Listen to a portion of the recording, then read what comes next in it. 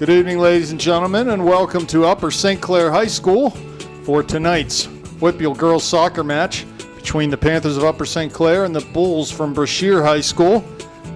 I'm Rob Mertz. I'm here with Gavin Williams. How are you tonight, Gavin? Good, Rob. This is obviously going to be interesting. Brashear struggled mightily, obviously, against pretty much all the section foes, and this probably would have been better last week when the Panthers kind of needed to get right. But after they, got right essentially at Baldwin, they beat a very good North Allegheny team on Saturday, and so tonight will probably be more, kind of more fun and games, I guess. Maybe a gift for some of the seniors.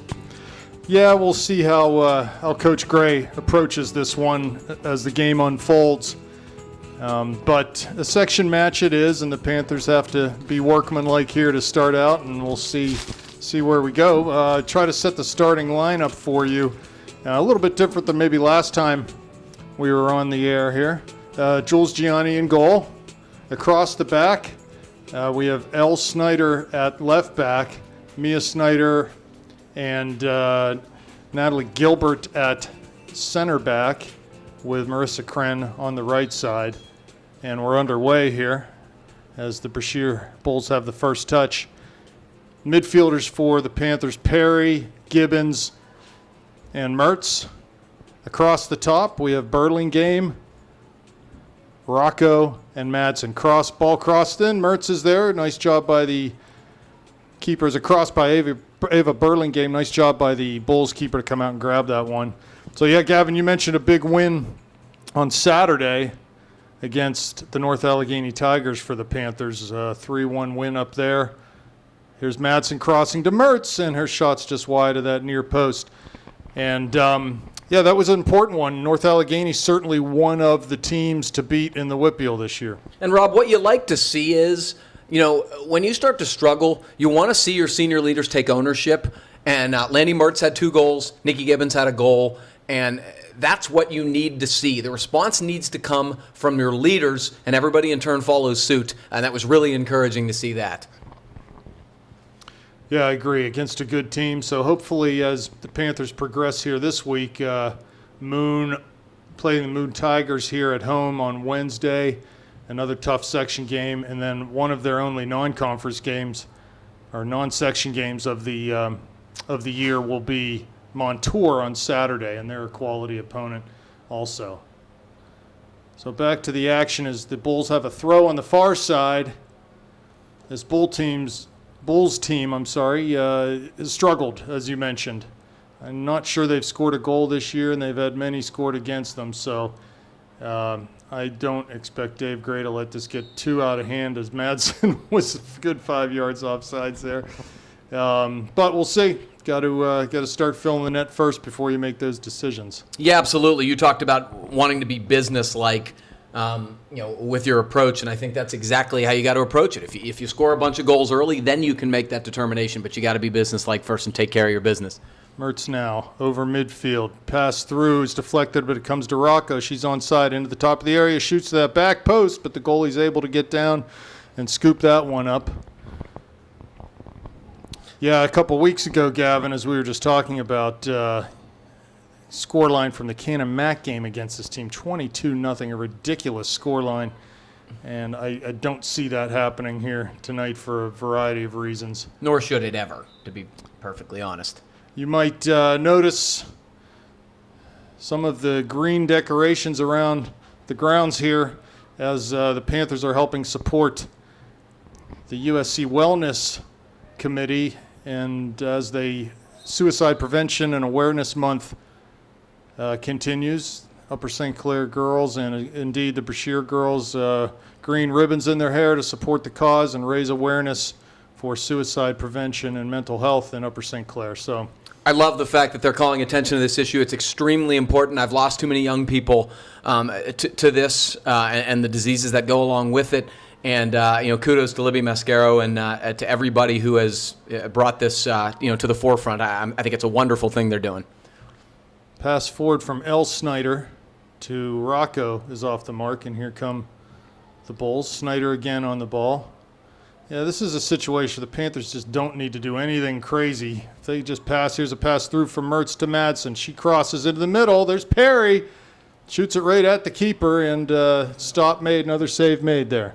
Yeah, I mean, Brashear's playing a very high line, trying to get an offside trap. It's not going to work, obviously. And when they time their runs, it's basically 3 and 4 on 0.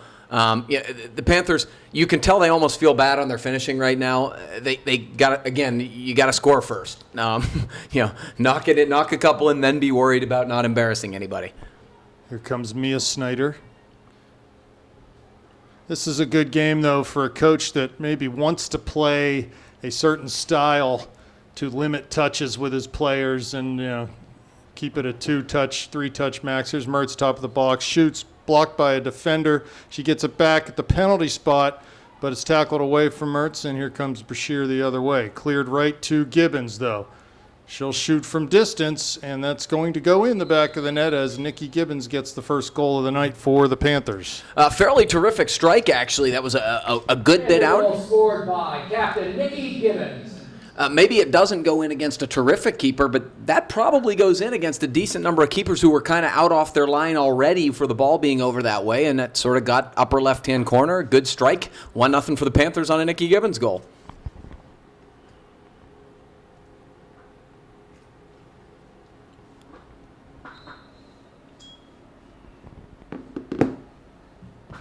So another kickoff here for the Bulls, and with 5 minutes gone, it's 1-0 Panthers in the first half. Gilbert passes out to Perry. She's challenged immediately, but cuts past one defender and plays the ball long. Mertz looking there, but she's offsides. There were probably 3 or 4 Panthers offsides in that exchange. Yeah, I mean, I think it's going to take a little while to get used to. This is not a typical structure that they're going to see, at least not this high. In many ways, it's admirable to try to play that way, but I don't think you can do it with a team like this. Here's Mertz now on the dribble over midfield. Cuts it wide and plays down the line to Madsen. She'll be in behind. Cutting into the area now is Jane. Has Rocco, tries to go across to her, but the pass too far, and it'll be a goal kick for the Bulls. Jane did a lot right there. She timed her run beautifully. It was a nice ball played to her. She played the correct ball, but Emily Rocco was running free and clear. She didn't really need to be that aggressive. It would have sort of just been a simple pass across. Panthers, instead of playing across like you'd typically play, they might as well just pass it there because there's nobody anywhere near them. Burlingame gets ahead on that goal kick, and Rocco now on the end line. Cuts it out to Mertz, shoots, nice save by the goalie at the near post, and a corner kick coming up for the Panthers. Really nice reflex save by the Brashear keeper. She was leaning the other way. It was a really nice run from Emily Rocco. Good pass to Landy's feet. Landy struck it well, but hey, give the keeper credit. Very nice. It's Caitlin Widman is the goalie. Kick from Mertz. Right in on goal. Goalie will knock that down and grab it, come out to the top of her area, and punt towards midfield. Landy figures this is her best chance to ever get an Olympico, and she was going for it there. Ball off of Rocco, and it comes to the Bulls. They play towards midfield. Turn off the dribble, and pass in past Gibbons. Here comes Brashear again up at midfield. Ball's taken away by Perry. Played short to Gibbons. Looking through for Rocco, but she's offsides. It's going to be interesting because, again, this is very, very different from what they typically see. The Panther forwards are just simply going to have to exaggerate their runs back to get onsides because once they're onside, they're going to have 20 yards in the clear. So Absolutely, yeah, and there's obviously a big speed difference here. Here's Perry. Looks through for Mertz. That pass is intercepted, though, and deflects back to the center back for Brashear. Passes to Mertz. She's onside. Coming towards the corner of the area. Has Rocco in the middle. Here comes Landy. Passes to Rocco. Shoots and scores. That's Emily Rocco from Landy Mertz for the second goal of the game for the Panthers. Panther goal scored by Emily Rocco off an assist by Landy Mertz. And that's kind of what I was talking about, Rob. Landy didn't hit a cross like she would typically hit a cross. She hit a nice, hard, solid pass, and Emily had a tap in. So that's good stuff from the Panthers, and we got a bevy of subs coming in here. I won't even try to sort them out as Rocco Gibbons, Perry, Mertz off. So subs in immediately, which that's certainly the way to do this on Coach Gray's part. So Brashear kicks up over midfield. There's Gilbert. Ball played through. I have a feeling Gianni's not going to have much to do tonight. This ball's going to go out over the far touchline. Now she'll keep it in with her feet and play it up the line. Madsen's there. Deflects off of her. Bogan with it now. Plays through. Marsh offside. Madsen's not. Marsh gets back. Madsen will have a run at goal. On her own, into the area. Shoots. Big save by the keeper. Rebound back to Madsen. There's Marsh. She can't get a hold of it. It's a scrum of Bogan. Shoots. Big reaction save by the goalie as Hujak comes in and tries to find that rebound but can't do it. The Brashear keeper's doing a great job. Those were two 10-bell saves, and she even controlled the second rebound. Very good. She's probably had a lot of practice this year, so excellent. Kudos. Brashear up towards midfield. L. Snyder defending. Ball rolls out of bounds. It'll be a throw for the Panthers. Ball cleared by the Bulls. Back to Snyder. Mia carries towards midfield. Plays wide on the far side for Kren. She steps over. Keeps it in bounds on the far side. Dribbles towards midfield. Plays down the line. Bogan is in. 30 yards out now. Coming into the top of the area is Bogan. Has Marsh in the middle. Shoots. Oh, and it goes under the goalie for a goal. That's Carson Bogan with the goal for the Panthers. Assist from Marissa Kren. Well, I don't know if that's Carson's first career varsity goal. I think it probably is, but you never forget your first, I guess, although that was not the most picturesque one. It's funny. The Brashear keeper's made 3 or 4 excellent saves and then kind of spills one underneath her. But I don't mean to make light of it because when you're constantly under fire, it can't be easy, and it's not a great feeling in net. Well, I would think the challenge for this Brashear coaching staff is to just keep these girls positive throughout this season. Burlingame plays down the line for Marsh. He's going to find this ball before he gets the end line. Crosses left foot. A little too close to the goalie, though, and she'll scoop that one up.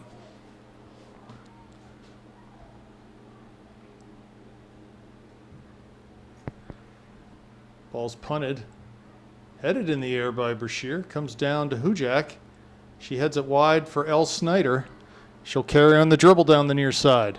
Has Burlingame wide. Goes central to Hujak. She's in towards the top of the area in the right foot. Shoots. Back post. Oh, and the goalie did well to parry that over the bar. Corner kick coming up for the Panthers. Yeah, it looked like she was a little bit off her line, anticipating the cross. Maddie Hujak did a nice job, a good bending shot in, and the goalie retreated, got in position, and parried it over the bar. Very nice. Worley on, Madsen off for the Panthers.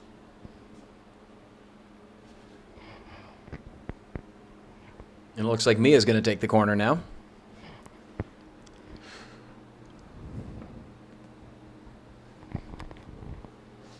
Snyder with the run up, the kick. Hits off of a Bulls player, but Burlingame knocks it wide to Snyder. On her right foot, crosses. Another deflection comes right in on the goalie. She's able to grab that easily. So, Gavin, a mere 24 hours ago, I was strolling the beautiful campus of Stanford University, and what a gorgeous place that is. Unbelievably gorgeous. And it's sort of like Field of Dreams. Is this heaven? No, it's just Stanford. I have been there, and yeah, it's a beautiful part of the world. It's a strange demographic, but it is a beautiful part of the country. It's obviously an incredible academic institution. Here's Bogan now playing through for Hujak. Mertz is there too, but the goalie will come out and boom this up over midfield. Smart by Landy. Discretion is Big the better header part by of valor. Gilbert. Comes to Hujak. Nice flick pass to Mertz. Into the top of the area is Mertz. Shoots with that left foot and just over the bar. So the students aren't there yet. They're in a trimester, so the campus was largely empty, except for other visitors. But man, what a beautiful place, and got to see their men's soccer team play, and their women also played tie against Santa Clara yesterday, so it was a nice experience. That's a fun part of things, having athletes like you guys do. You know, if you go to away games, you get to see some campuses you wouldn't have otherwise seen. It's really a neat part of it. Yep, never been there. Probably won't again, but it was worth seeing. By the way, since we're doing, there she's off. I will take this opportunity, since we're doing a St. Clair women's soccer match, to congratulate Emma Haskell. She scored a big goal yesterday for Cal Davis to tie the powerful Cal Bears, which is probably a big win for them. So congratulations to Emma. That's really terrific, and it was a nice goal if you saw it on the old Twitter like I did. Actually, Gavin, that game was Friday, and we walked into Cal Stadium about 10 minutes after she scored that goal. Here's Mertz, top of the area, shoots right in on the goalie. And, so Delaware played Cal right after UC Davis, which is Emma Haskell's team. But, the free kick was an absolute stunner. And well, if you ever watched the St. Clair women's soccer team play from that era, you saw that plenty. Yeah, and she we got to see her after the game. She's doing really well. And her team is loving the fact that she chose to go to the West Coast. Here's Marsh now. Mertz thinking she's offside, lets that one roll. Carroll catch up to it, keeps it in bounds on the near side. Cuts in towards the corner of the area on her right foot, lays it back to Bogan. Central to Hujak at the top of the D. Shoots. And that goes in. Maddie Hujak from Carson Bogan. Nice, simple plays. Panther goal scored by Maddie Hujak off an assist by Carson Bogan. You know, Rob, obviously, again, this is a different challenge as we talked about, and there's more room, more time than you're going to typically see. But there are some lessons that can be gleaned from stuff like this. And I think one thing you just saw was instead of trying to do anything spectacular, they kept it simple there, just made a couple square passes. And, that was a good, well-placed strike from Maddie Hujak. That stuff translates to me. You may have to do it quicker, and you may have to be a little more precise, but that stuff translates, and hopefully maybe it teaches them to simplify their game a little bit more. Yeah, no, it definitely does. Here comes Marsh looking for Mertz. She's challenged, plays short to Bogan. Comes to Elsnyder. Jen McKenzie now. Wide to Kren on the far side. She'll just carry it through that line into the area. Here comes Marisha, so we'll have a chance to shoot. Takes it. Big rebound off the goalie save. On her left foot now. Bogan shoots. That shot's blocked. Comes outside the area. Marsh from distance. That's going to be wide on the far side. So a goal kick coming up for Brashear. Well, sometimes you can be a little too unselfish, and I think after Marissa shot it once, they got a little bit unselfish there. But, hey, that's if you're too unselfish, that's a nice problem to have in terms of the way your soccer team is constructed. Mia Snyder off. Eden Oslander goes in center back for the Panthers. It's not raining, which is nice. The remnants of Florence seem to have passed us by for now. Far side Worley. Top of the area for Bogan. Just sort of shoots it weakly with her left foot wide of the goal. Another goal kick coming up. So that's the stuff you got to try, though. Go in, volley it, hit it, try to hit it hard. Hey, this is as much practice as anything else. You've got to get your reps in so you're confident the next time you find yourself in these spots. Goal kick comes outside the area. Knocked down by Worley on the far side. Plays a header into the box. Here's Mertz. She volleys right into the goalie's breadbasket. And she'll come out to punt this one for Brashear. Snyder wins it off the volley to Hujak. Cuts outside on the dribble. Has Marsh wide. Mertz in the middle. She just continues on the dribble towards the top of the area. She's going to play to Marsh, who was, by that point, 5 yards offsides. So, Maddie in that situation just needs to keep dribbling through that gaping hole that was in front of her. I think we're kind of at the point where you don't really want to embarrass your opponent. I think she knew she could have taken that space. And it's going to be a tough battle for them to balance the, not wanting to embarrass your opponent versus, making the right soccer play. I don't envy them, frankly, because it's not a comfortable position. You don't want to make anybody feel bad. Elsnyder with the throw in front of the Brashear bench. Marsh plays centrally. It's brought down and cleared back to Jen McKenzie, 40 yards out. Plays through and be offsides. Worley. The Panthers really need to check their runs just because there's such a huge speed advantage across the back four. They don't need to be taking off early. No, you don't need to time them perfectly to get a breakaway against this team. And so, I understand what you want to practice, but at the same time, it's totally unnecessary tonight and, just sort of jamming it up. Ball through Hujak comes to Gilbert in the back. Hujak turns in the midfield, pressured. Looking to play through for Mertz. Here's Mertz into the area. One defender to beat. Shoots right at the goalie from 18 yards. And the goalie, she must have 10 saves already. Yeah, like I said, I get the feeling she's used to this a little bit.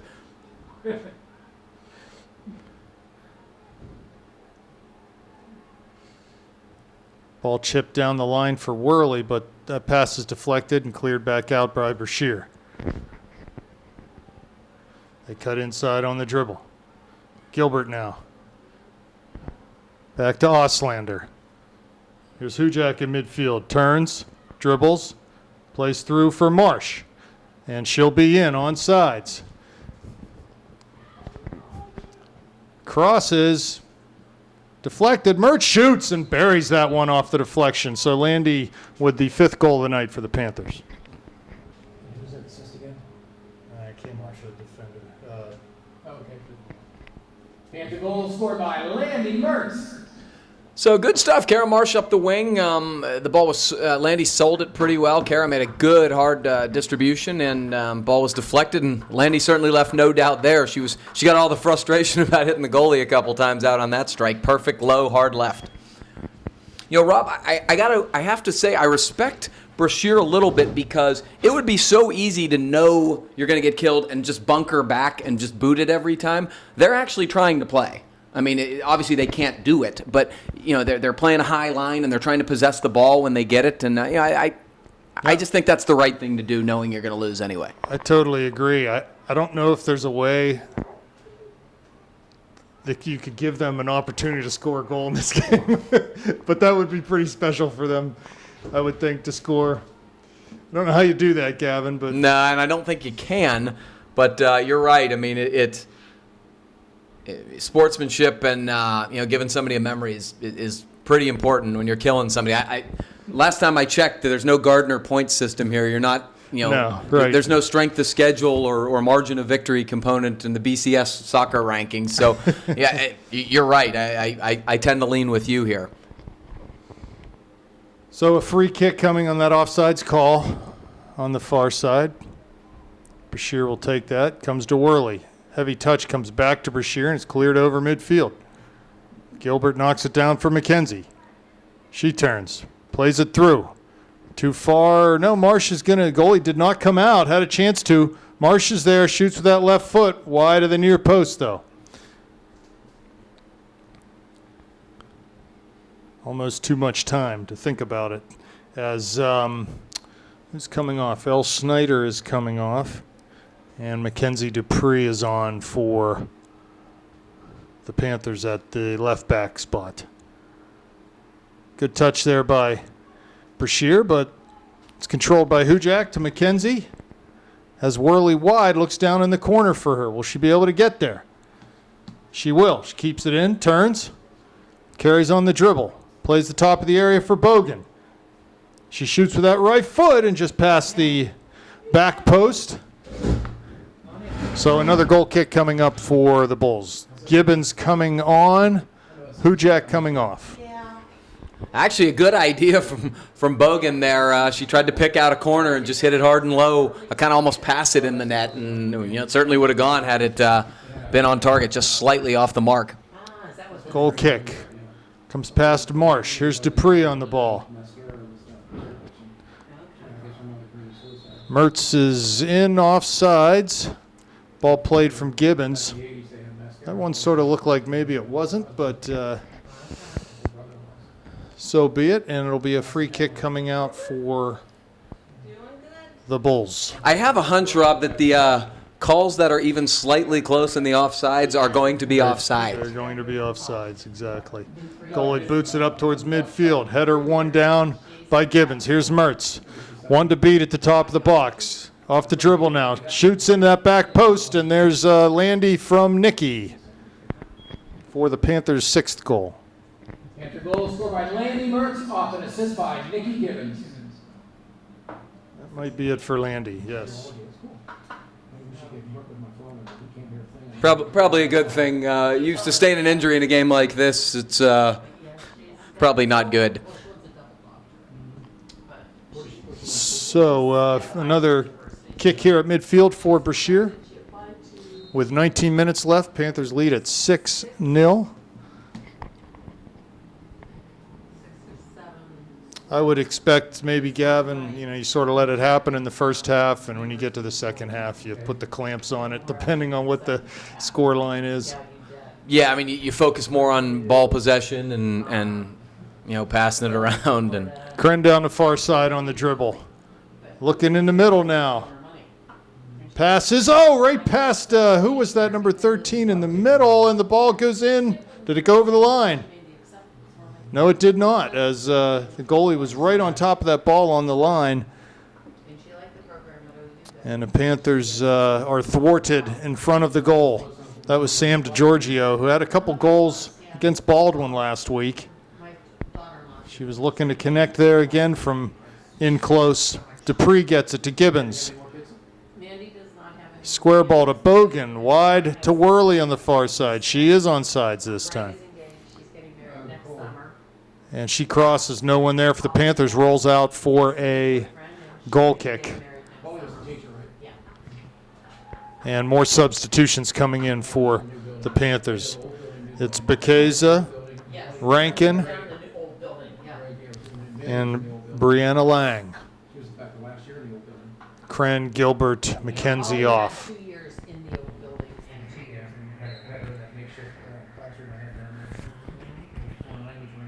Goal kick comes right to Marsh. She settles nicely to DiGiorgio. Back to Marsh wide. Finds Gibbons in the middle. Cuts past one. Ball tackled away from her, though. And Marsh picks it up to Dupree. Comes inside on the right foot. Dribbling down the top of the area. Now on the left foot. Shoots. But that ball is easily handled by the Brashear goalie. I would have liked to seen her finish that. That was some gorgeous little footwork. It would have been a very pretty goal.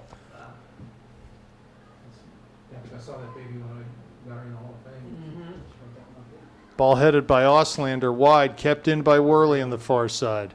Bekeza now.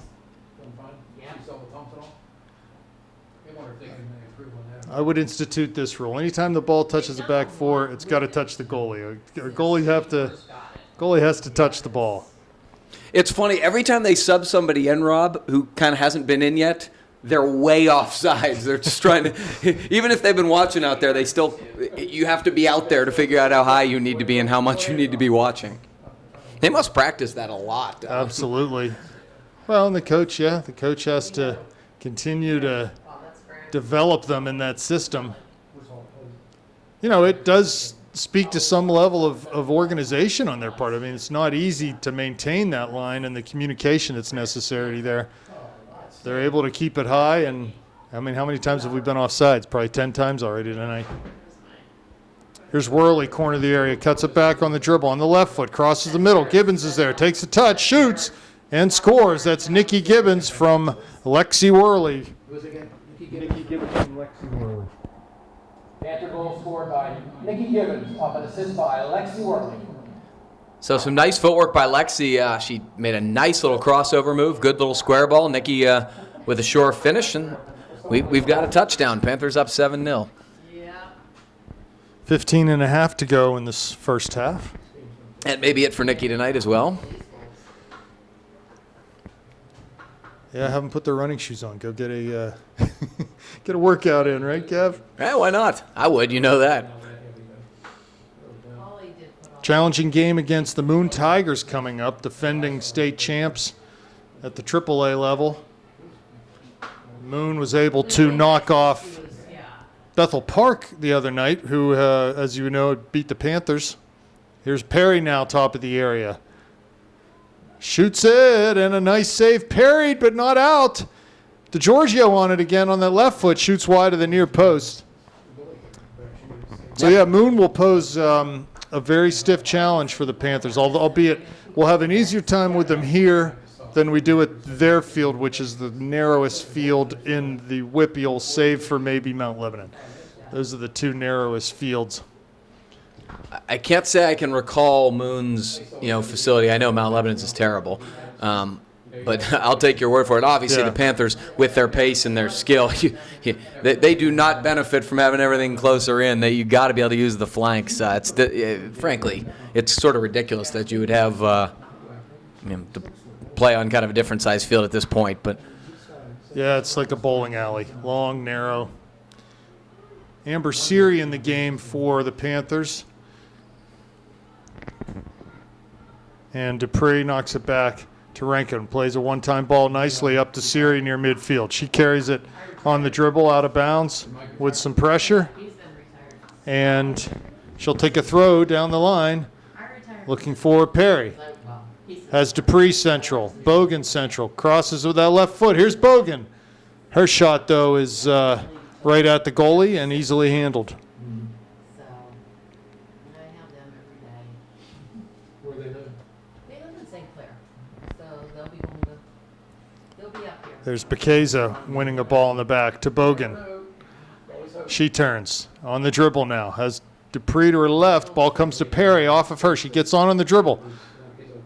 Can't get past that last defender. Now she does with a little pullback move. Shoots. And right at the goalie, who's able to knock it down.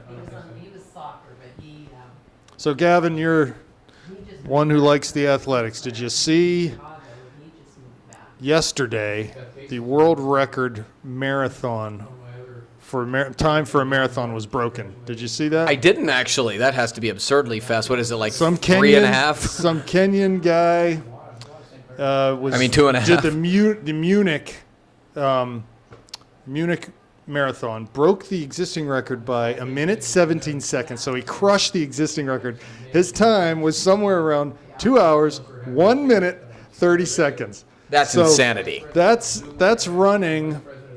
That's like running a 5K race, which maybe most people can relate to. In terms of In pace. like 14 minutes, but you're running 8.5 5Ks in 14-minute pace, every one of them. That's basically about as fast as I can probably do a Right. half at this point. It's basically me sprinting at my age. If you ask me to go my sprint, it's probably not even. It's probably faster than me sprinting this. Well, if you take my mile time, which we did a time mile earlier this summer, it's definitely not fast enough. If you just extrapolated that, but it's definitely not fast enough. That's an amazing athletic accomplishment. As here we are back to the action. Oslander passes to Siri, top of the area, shoots with that right foot. Oh, and just past the near post.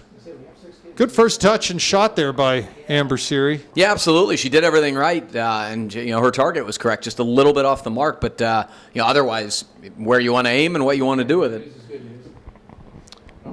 Still DeGiorgio up top for the Panthers. Here's a goal kick. Comes near side. Out of bounds, be a Panther throw. Siri looking to collect this ball. Dupre will take the throw back to Rankin. To Bekeza. Tried to find Bogan, but the ball runs past her. Aaron was there. And on the far side, the Panthers will come up with it. I think you need to have another class to dinner. That's Lily False on the far side. Aaron plays soccer. And she'll be down the line with this ball off the throw. Looking to cross. She does. Back towards the top of the D. Perry comes, turns, Like 6 and then Mike. passes to False. She's going to be onside, being held on by that last defender. Back to the top of the area for Bogan. First touch. 18 yards out. Shoots. Oh, off the crossbar. There's DeGiorgio to follow up with the header. And the Panthers make it 8. Panther goal scored by Sam DeGiorgio. Well, that was a heck of a strike from Bogan. She drilled that. It hit off the bottom of the crossbar, came right down. And give DeGiorgio credit. She did not hesitate. She came in and just went violent header style and put it up her 90. Very nice from Sam DeGiorgio, who I'll tell you what, she probably leads the team in goals per minute. Yeah, it was a good follow-up. She was in a good spot, and she was rewarded for getting to the goal there. What year is she, Rob? Sophomore? Ah, hey, I'm sorry, junior. junior. Grade 11. In the middle of. There's Bekeza with it. Now, ooh, almost through. Here we go. The first shot attempt of the night for the Bulls. Gianni will come out, handle with her feet. Passes wide out of bounds. So the first foray for the Bulls, and he almost had that situation. Gavin, we were talking about how could it possibly happen that did they have a score That's goal? exactly how it happens. Everybody gets lulled to sleep in the back because they never touch the ball, and all of a sudden one sort of casual errant touch, and you almost end up in your own Ball net. down to the end line. Gonna cut it back on that left foot. Can she get the cross off? No, goes back to the right foot on the end line. Back again.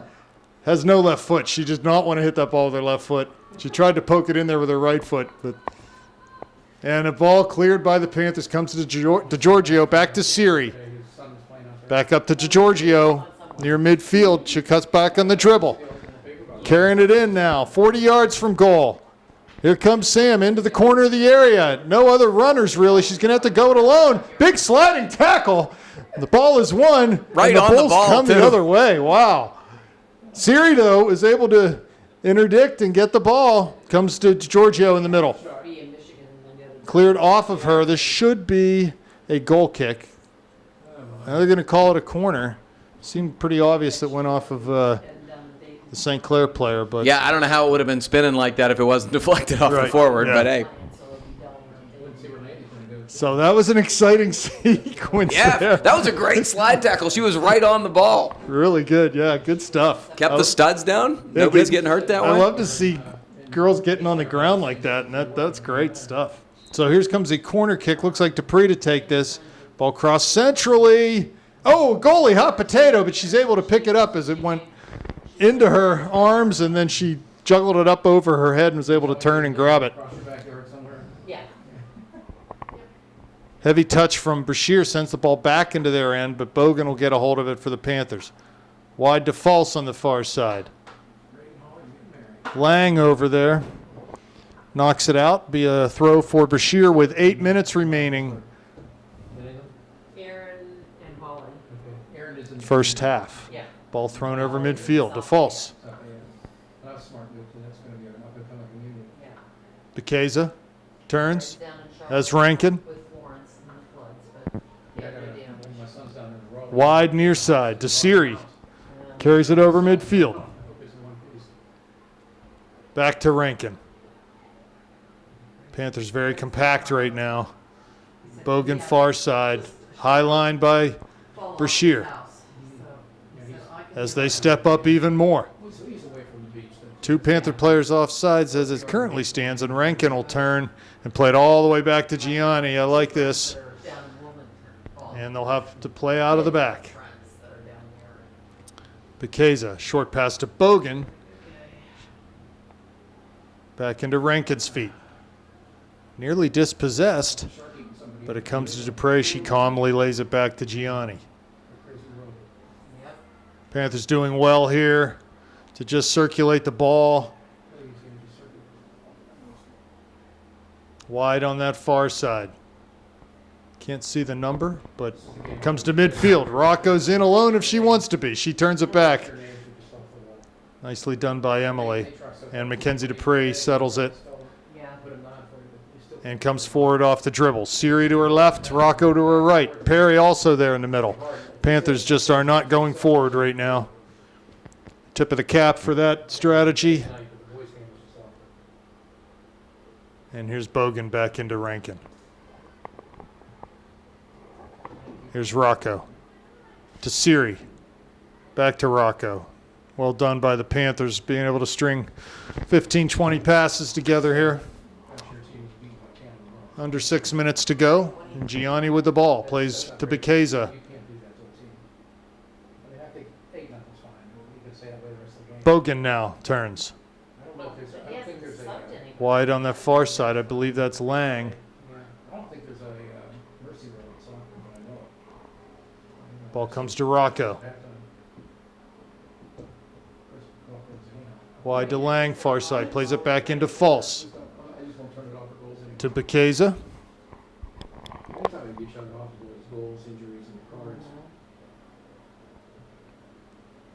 Rankin. Here's Rocco. Perry finds it and passes near side. Right into Rocco's feet. Panthers with no interest in going forward right now at this point in the half.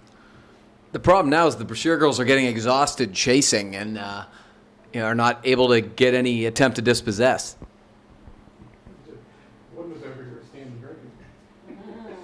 Rankin to Perry. Looking for options. Dupree now all the way back to Gianni. One thing I'd like to thank Coach Gray about this year is the new uniforms. He selected very large numbers on the back of the uniforms. It's very easy to see from up here, especially for those of us who are sight challenged in our old age. So that's very happy about that with Coach Gray. And they look fantastic too. So, ooh, ball through the back, almost an opportunity for the Bulls. And here's Bogan now, back to false on the far side. To Oslander, back to Bekeza.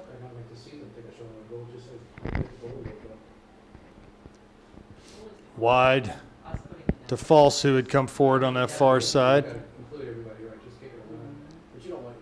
Perry, ball runs through her to Dupree. Here's Rocco now. Rankin. 3.5 minutes left.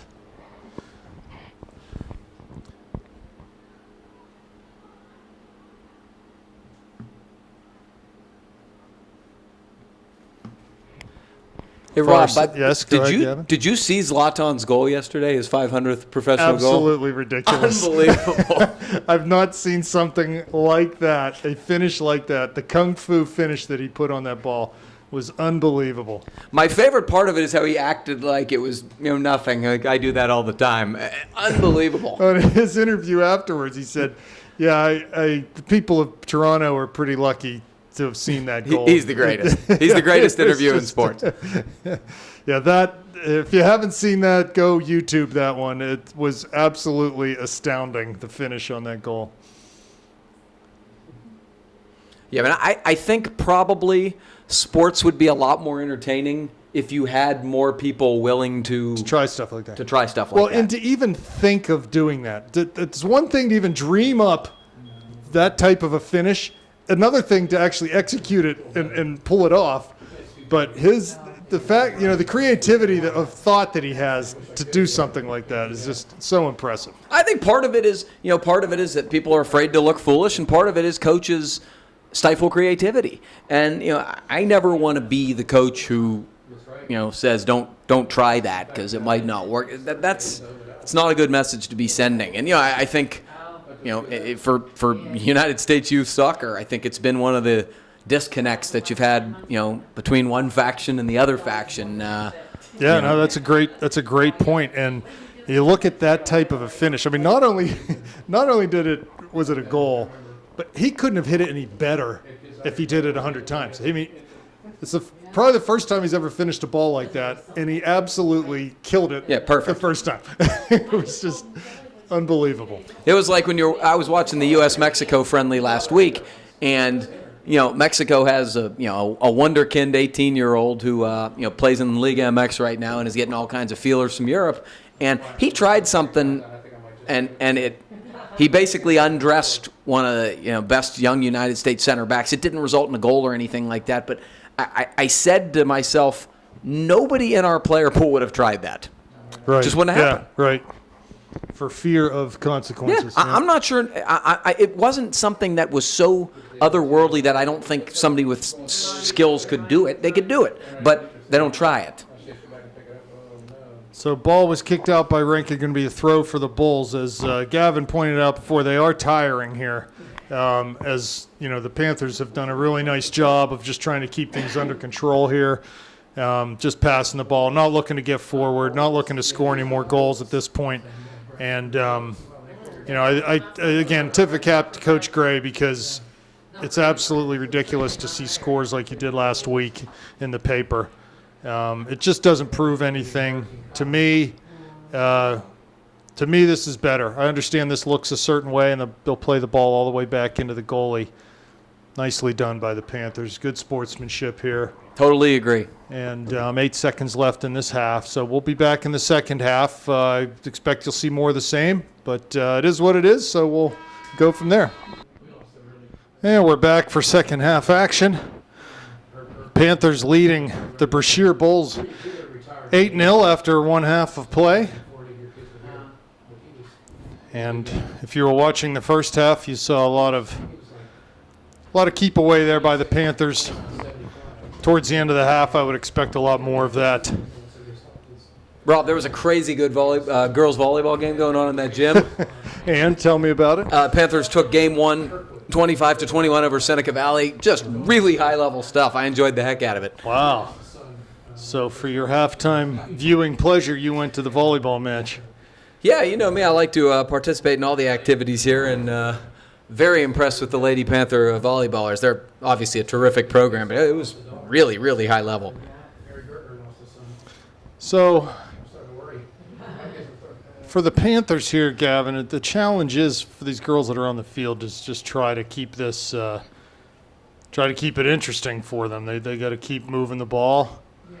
And as Brashear gets fewer and fewer touches, you saw there towards the end of the half, they actually just gave the ball away a couple times, let Brashear get the ball, because it does become very disheartening to not touch the ball for minutes and minutes at a time out there. Yeah, I mean, it doesn't show up in the paper like 22-0 does, but at the same time, it's kind of embarrassing to never see the ball either. So, we've talked about it. It's a fine line to walk, and I do think the Panthers have done a very good job with it, and hopefully that will continue. They'll sort of balance it.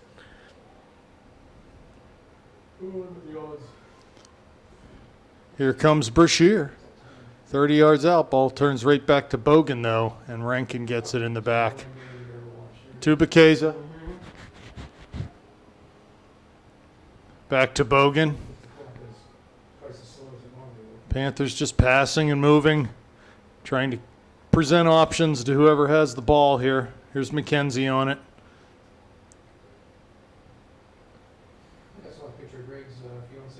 False coming forward. And McKenzie plays her. Back to McKenzie and wide on the near side to Lang. She plays it centrally, and the ball comes to Brashear. Play it out on that far side. And Dupre out there for the Panthers. Back to Bekeza. Here's Bogan on the ball.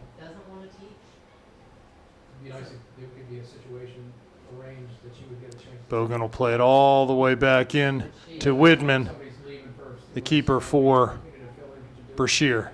And she'll pick it up and try to punt it towards midfield. Header won there nicely by McKenzie. Rocco and Bekeza to false. Here comes Brashear off the dribble.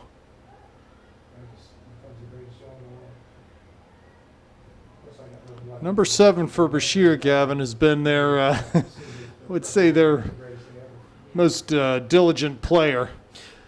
And let me see if I can get a name on her.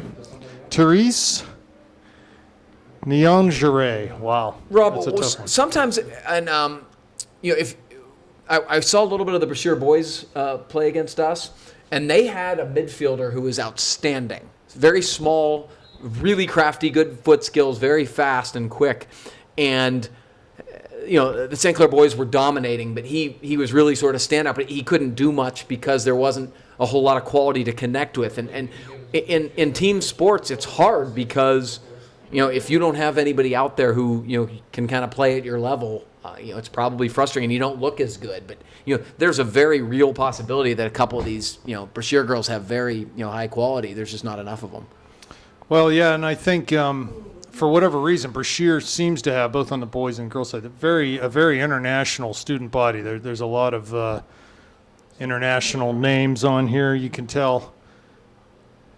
And they obviously know the game well enough. Maybe just haven't had an opportunity to play quite as much as some of the other girls in the district, but here they come forward off of a free kick. And my camera is about to run out of batteries, so I'm going to turn it off for a second, put a new battery on, and we'll be right back. And I think we're back, Gavin. Live, missed about a minute there. Here comes St. Clair, playing the ball back in to the Brashear goalie. About 7 minutes gone here in the second half. 8-0 Panthers, and at this point, Gavin, I don't see it going past 8. No, it obviously isn't. I mean, they've had ample chances to break out with plenty of space and have chosen against it. And, you know, hey, kudos to Coach Gray and his staff. I just think it's the right decision, and I think it shows class and restraint and exactly what I want Upper St. Clair's athletic programs to represent. Yes, exactly. Respecting the opposition, respecting the game itself. This is the way to go. So a throw in on the far side for the Bulls. It's interesting, the new lighting in the stadium here, Gavin, there's no doubt it's darker than it used to be. And I don't know whether that's just a temporary thing or whether it will actually stay this way once the new press box and administrative building and everything is finished? Well, it's a good question because I was at the football game a couple weeks ago, and several people asked me. For some reason, I think people think I'm some sort of, voice of knowledge Man on in things the like know. that. I have absolutely no idea. But the football game was noticeably dark, I thought. Interesting. And, my assumption is, yes, they're gonna have some of the lighting bolstered because this sport is not quite as big of a deal. The ball doesn't necessarily go all that high. Football, field and kicks and punts and things like that was a bit of a disaster. It gets lost up there. It almost did. I mean, honestly, it just the lights are all pointing straight down at a certain height. I'd There we have to go. think ball in. Gianni, top of the box. Oh, almost. And I'm sorry, it's not Gianni. Densmore in the game now. Shot there we taken go. with distance. She's going to be offsides. They won't call it. Ball in the area. There's Brashear, and they knock it just wide. I think it was going wide, but Densmore was able to catch up to it. So there was the chance for the Bulls. Oh, I was rooting for a goal there, I admit it. It would have been very exciting to see them score. Yeah, they would have been really, really excited. Yeah, so just back to the lighting thing for one more second. I think that ultimately they're going to have to do something because it just is too dark. And even it's on the field and in the stands, too. Well, the stands are unbelievably dark. I mean, it's incredible over there if you've sat on the home side of the stands for any period of time. I mean, it's unbelievably dark. So ball cleared out. Dupre on the far side. In towards DeGiorgio. She plays it out. Be a throw for the Panthers. No, they'll give that Brashear's way. Substitutions coming on for the Brashear Bulls. Next month, yeah. I can't believe these kids that I've seen now 30 years. Yeah. Clock winding down to 30 minutes left in this contest. It would be 54, might be 54. 4 years older than you. Class of 64. And according to my display here, I've got 98 minutes of battery life left, Gavin. So we're good from here on out. We're good. So you're going to be able to record lots of passing. There's Bekeza now. Kelly must have gone home. She didn't want to watch. Lang on the near side. They were out of Stanford today. And they got back. Back to McKenzie. To Bogan. I guess she came to help. Dupre. Now we're not going to really play anymore. So Bogan again turns. Rock can talk about passing and hold the camera too. Plays it back to Rankin. Up the line to Siri on that far side. into Auslander. Young Panthers are doing a pretty good job in terms of their ball control. This is almost like a short side game, Rob, where this is a strategic thing that all coaches do in training, where you kind of learn your foot skills in tight space. So there is some use to this, some method to this. Well, that is one other thing you could do in this situation: pull a player or two off and learn how to play man down situations. I didn't think about that. As the Panthers collect the ball on the near side, that was false to McKenzie. So basically prep as if you would receive a red card in a game. Exactly. I didn't think about that at all. And the ball played all the way back into the Brashear keeper. Be great conditioning. Ball punted high, just to the edge of the circle. False there with a big header. Comes towards DeGiorgio.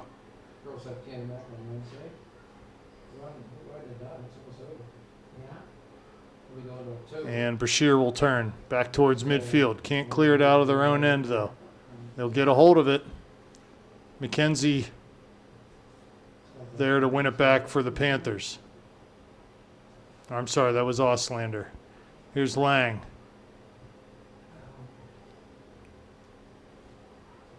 It's almost to the point, Gavin, I'm confused about which way the Panthers should be going here, offensively speaking, because they're just playing the ball forward and back so many times. McKenzie on the dribble, comes to Bogan, and she'll pass it all the way back in nicely to the Brashear keeper, who plays it near side. Brashear with the ball. Trying to complete a pass, can't do it as Lang stepped in. Jen McKenzie again on it. Comes to DeGiorgio.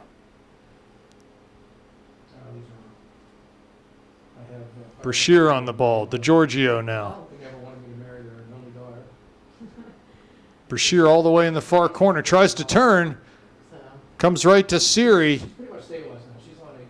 McKenzie at the top of the area normally would rip a shot there and just turns it back and tries to play all the way through the back of the Panthers formation. Here's Auslander. Turning out wide and finding false on the far side.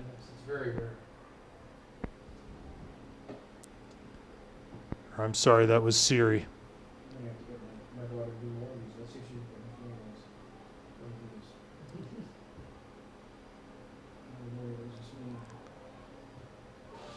Here comes Brashear with a little head of steam. Ball knocked out. Going to be a throw for the Panthers, it looks like, as Lily False comes over to play this one. Into Eden Auslander.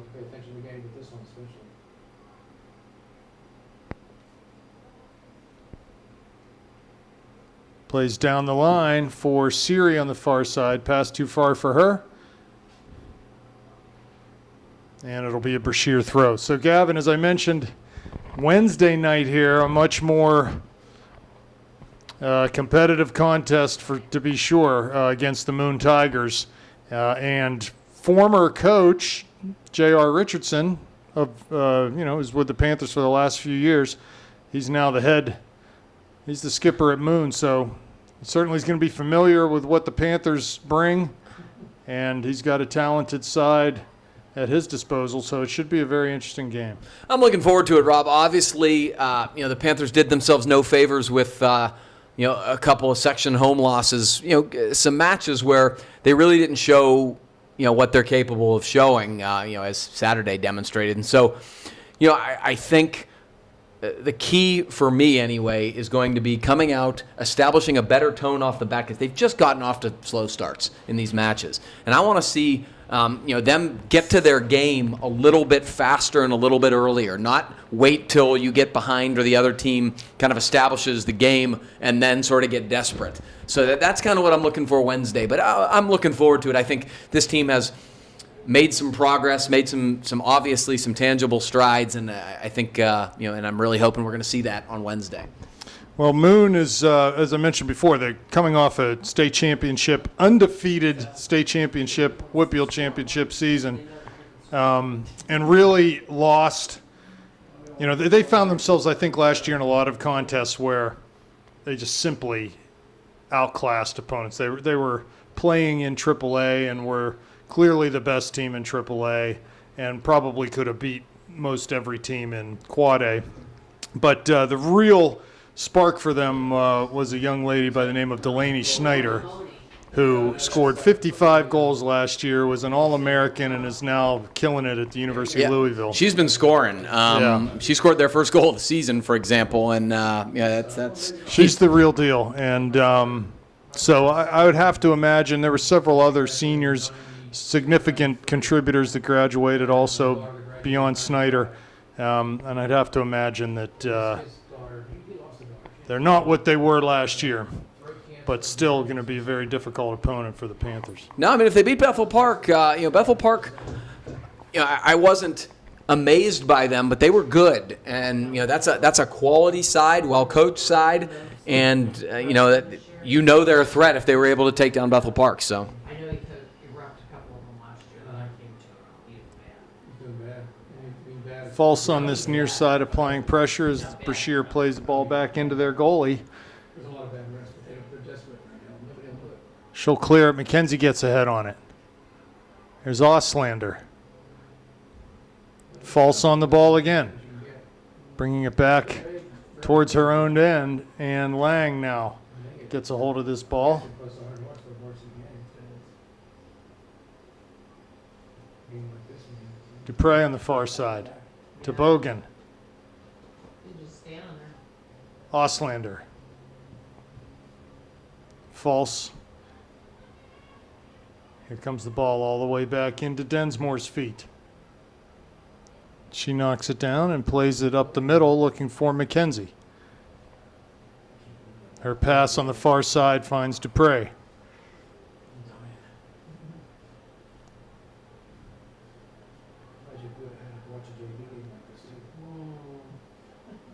Brashear tries to turn, but ball's given away to Bogan.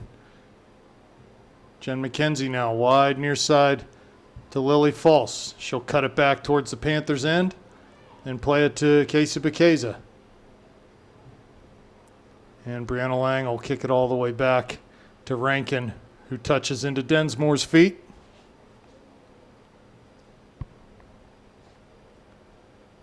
Far side for Mackenzie Dupre.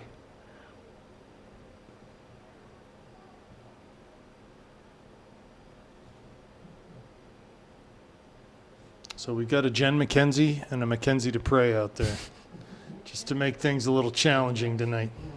Hey, you got to lighten it somehow and add some levity here, and because frankly, if you're not, we'd be all going crazy at this point. 21 minutes left. You got any stories, Gavin? Huh? I told you about the guy who broke the marathon record. What else? What else happened? Yes. Oh, the Steelers got torched. How about Mahomes? He's pretty amazing, huh? Yeah, I mean, it was tough. He's obviously an impressive guy. It's to me, it's always tough to figure out how much of it is, him being really good, and how much of it is, some significant issues they have with communication, personnel, coaching, whatever it is. The secondary's been bad for several years now against better quarterbacks, and boy, oh, here we go. Bulls 25 yards out, and Lang will step in to snuff out that opportunity as McKenzie plays it all the way up to Giorgio, who knocks it into the feet of a waiting Brashear Bulls keeper. See how many more can get in prison up in Cincinnati. Handball on the Panthers, so a free kick coming up for Brashear.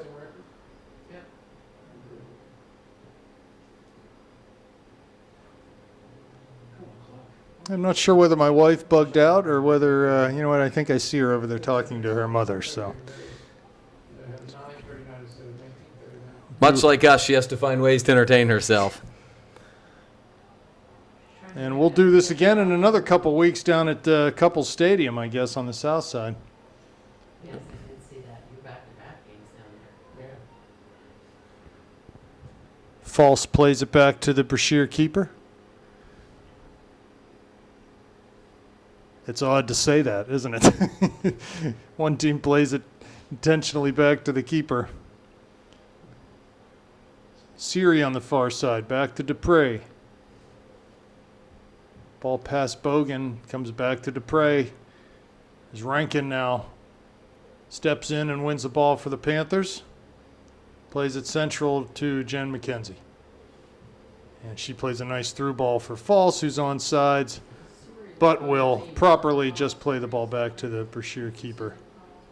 No, her daughter, her kids all graduated. I thought she had one that was. Who plays it up for Mackenzie Dupre to intercept that clearance attempt.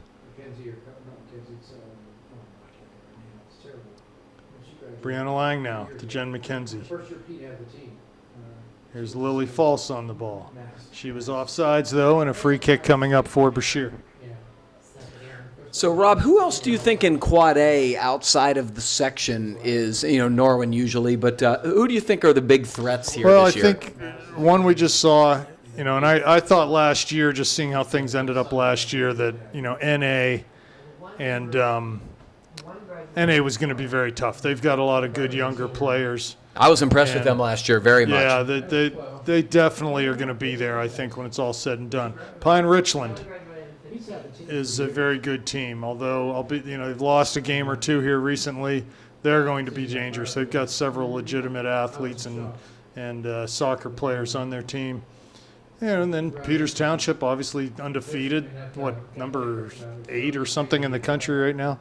Norwin, Penn Trafford. I think those are the contenders. Of course, as you know, when you get into the playoffs, anything can happen on any given night. So it's hard to say. I think it's a little more wide open this year than in the last couple of years. You've had Norwin, who's been a powerhouse for 2 or 3 years. You had Cannon Mac, who had a really good team a couple years ago, and it was just between a couple teams. I think this year, Fox Chapel's in that conversation too. I think this year you've got maybe 4 or 6 teams that have a legitimate chance to really make some noise in the Whitfield playoffs. So, we obviously want the Panthers to be there when it comes down to it. As the ball gets played back into the Brashear keeper again. I think they have every chance to do just that, Rob. A lot of things, personnel, experience. There's a lot of components here. Just because there were a couple bad, performances early on does not mean this team isn't fully capable of going on a big run, assuming they stay healthy. And I fully expect it. Well, let's talk about public enemy number 1, which is Peters Township. We saw them play. They sort of steamrolled the Panthers. What's it going to take to beat them? You've got to match their effort level and their physicality, which is not an easy task because they're going to bring it every night.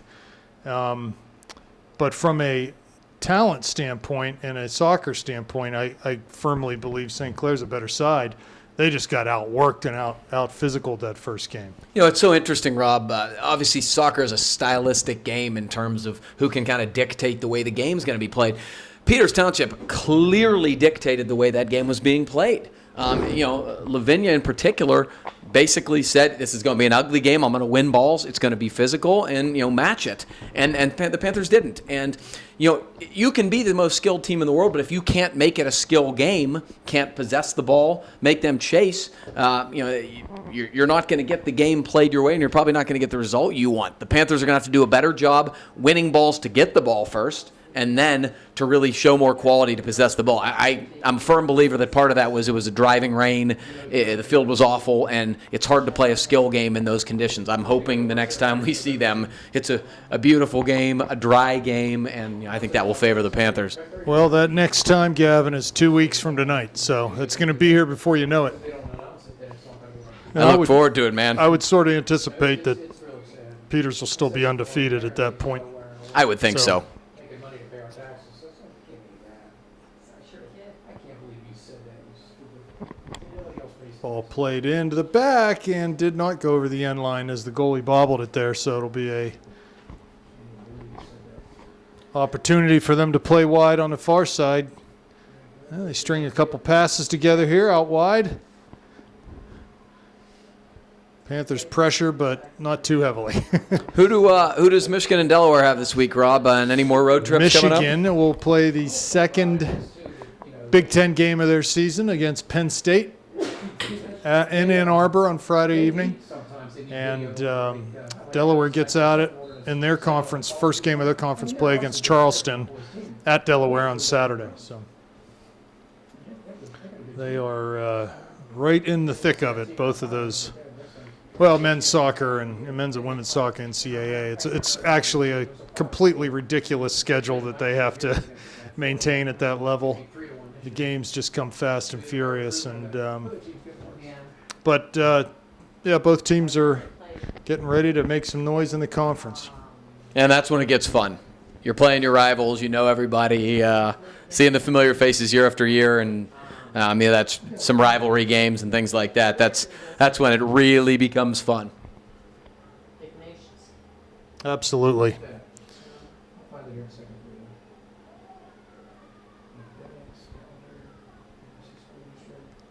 Yes, Gavin, and not tomorrow, but next Tuesday, Wolverines are on ESPNU against Ohio State.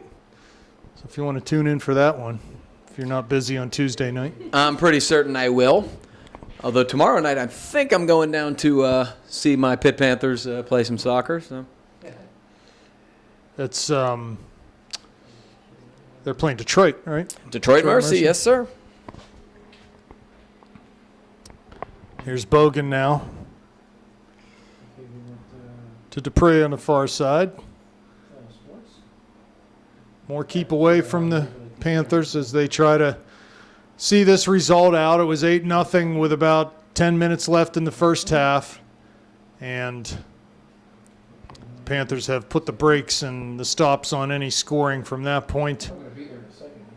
A very respectful show here by the Lady Panthers and Coach Gray and his staff. So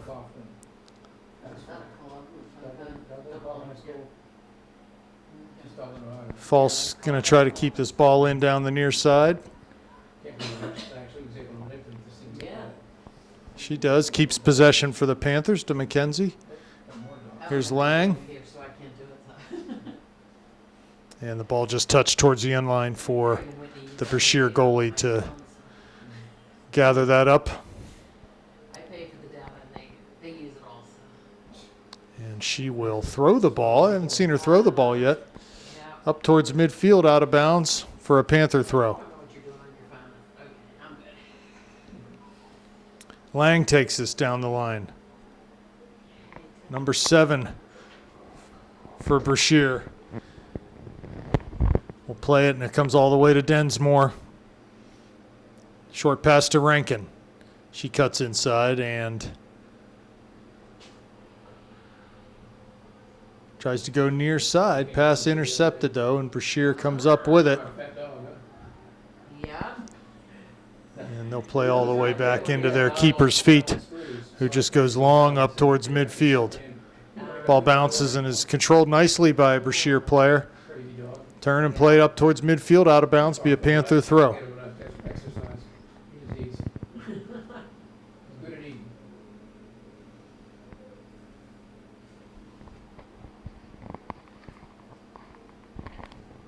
Brashear battling on that far side, but Dupre comes up with it. Dribbles down the line. Cuts it inside to DeGiorgio,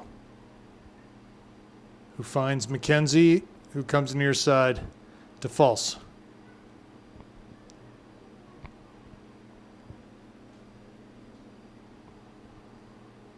DeGiorgio, and the ball played by Bogan all the way back to the Brashear keeper with 9:45 remaining.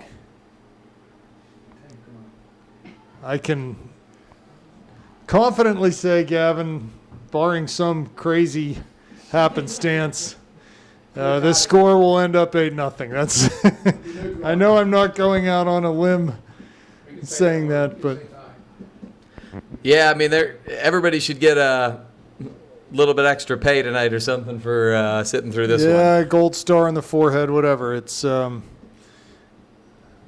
for the players again, not easy for either side. And, No, absolutely not. Give the Good workout. Panthers players high marks for really showing a lot of respect for their opponent, and A lot of humanity.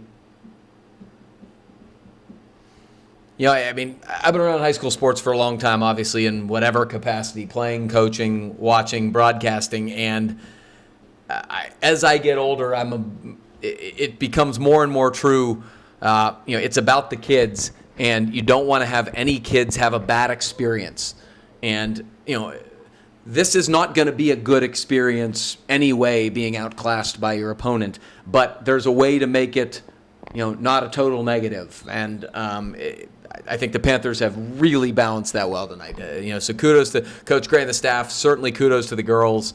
I think this has gone as well as it could possibly go. some substitutions in for doubles. Bubbles. Reminds me of that And it'll be a throw on Saturday Night Live. throw on the far side. Yeah. I could see the one security guy down there talking, but I couldn't see the other one. I was looking and he's in dark clothes, I couldn't see him. Panthers ball comes to Oslander in the middle. Now it's false. Plenty of touches for all the Panthers players tonight. McKenzie wins the ball, backed by the Bulls. Number 7 showing a lot of heart for Brashear tonight. Yeah, she's totally exhausted, too. Therese Neongare, or something like that. It's a tough last name, but Well, I got a bunch. Neongare. I got a bunch of buddies from like the Nigeria area, and they all have last names that are just impossible to pronounce.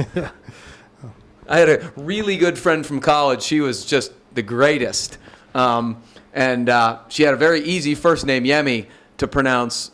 Her last name was virtually unpronounceable. Forget it. Right? And she would make light of it. She said, don't even bother, don't even try. So she was Yemi. That Yep, was it. absolutely. She was a wonderful person. Bogan now plays it back into the keeper as DeGiorgio will come forward. It's merciful. 6 more minutes. 6.5 minutes left as the Panthers try to see this one out. Talk about managing a game, Gavin. This is a little different than we're normally talking about when we're clinging to a 1 or 2 goal lead. This is a different kind of game management, but I think the only thing you can compare this to is a short-sighted, a short-sighted game where you're just trying to possess the ball in a certain finite territory. Although I have to admit that idea you brought up earlier is fascinating to me. Like play them 11 on 9. And yes, just do it, right? Just pull a few off and Our state championship goal. I wonder what the other team would think about that. To me, I would think it would be more of a soccer match, and they would That's kind of right. be excited Yeah. about it. nice pass by Neon Giray there. Did I butcher that? I probably did. But St. Clair wins it back. There's Brashear on it again.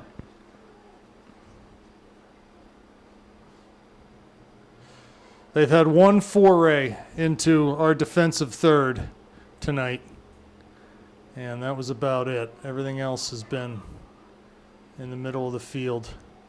Ball played up towards midfield now.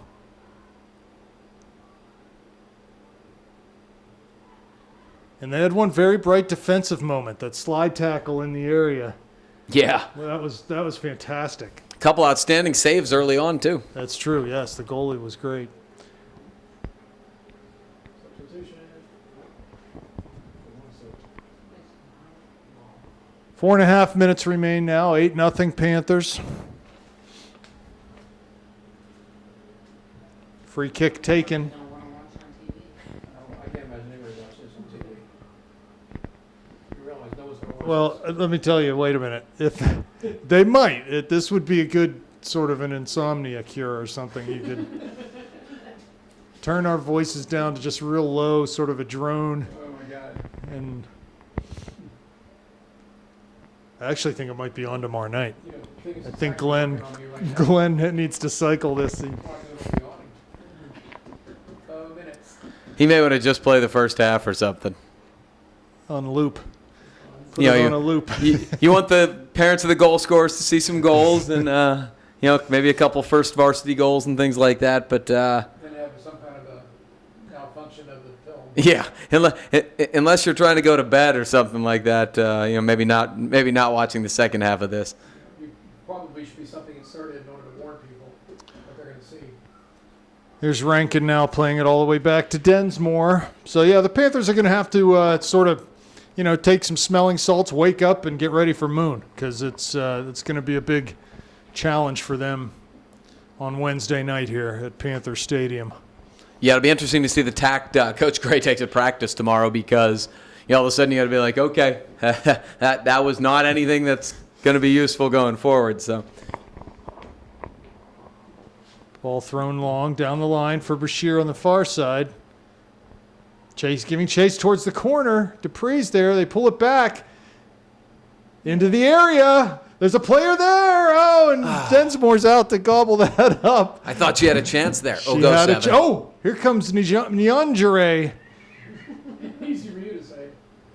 I thought I said He's it gonna right. rename her. And, okay, Densmore will pick that one up. I thought there was another chance She there. doesn't want to give up. She doesn't want to give up the shutout. Yeah, no flavor. Not at this point. I mean, this is the only time she gets to play is on the game. Bogan now at midfield. Murphy or somebody. Toe taps it back. Giorgio running on it. And they'll play it all the way back to the keeper with 2:20 left. Second half. Rankin up. Settles that nicely. Out to false. Pressured immediately. Brashear not doing her best not to slow down here. 2 minutes. 2 minutes. Ball played up to Nyanjare. Down there? Dribbling with that right foot. No, they just. Plays it up the middle. Bogan, there's Oslander steps up. And here they come towards midfield. Run off the ball nicely by McKenzie, though. Wide for Lang. She can go forward on the dribble. Just plays to Giorgio, who was offsides. No whistle blown. And a minute and a half remain. 90 seconds. Here's Bogan. Thanks, as usual, to Mrs. Mertz for the camera work tonight. On fumes, no less. Too much traveling here for the Mertzes. Cross-country fumes.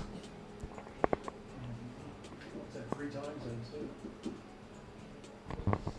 1 minute remaining. Actually, just, the kids' soccer. Dupre plays wide on the far side for Siri. Runs in front of her, though. It'll be a throw-in. That's going to just about do it, Gavin. Yeah, I mean, I think we'll give one more shout out to the Suicide Awareness and Prevention Evening. Great program put on. Libby Mascaro organized, and everybody, both teams participated. Very important, issue that addresses a lot of young people. So kudos to the soccer program. That was, I think, a really good idea and well executed as well. Yeah, hopefully just, the first of many of those types of events. So that was great. 20 seconds remain. Rankin with the touch to McKenzie. Here's Fall. She can pretty much kill this one with 10 seconds. Folks, we'll be back on Wednesday night as the Panthers will be here to take on the Moon Tigers. So thanks for being with us.